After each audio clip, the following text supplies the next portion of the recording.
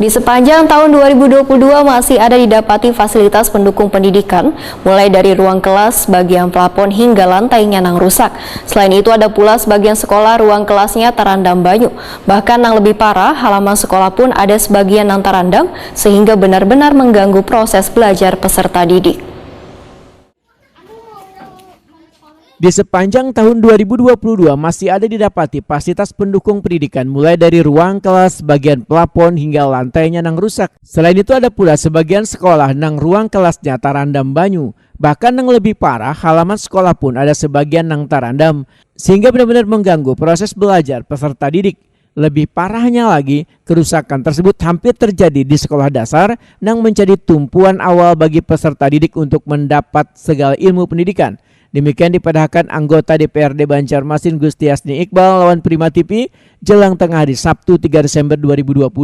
Politisi Partai Gerindra ini pun meminta pemerintah kota melalui instansi terkait untuk lebih lagi memperhatikan fasilitas pendidikan terutama di sekolah dasar yang menjadi cikal bakal mencetak generasi masa depan. Prasarananya ya, karena SD ini kan kada banyak menggunakan peralatan. Yang penting prasarananya harus diperbaiki atau ditambah.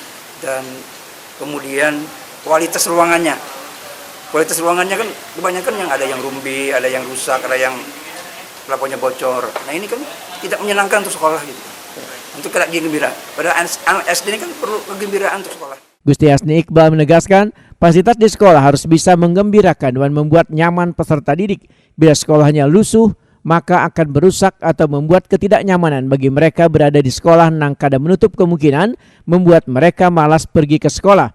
Sehingga instansi terkait diharapkan, ujar Gustiasni Iqbal, untuk lebih berperan aktif lagi mendata hingga memperbaiki fasilitas sekolah yang rusak ini.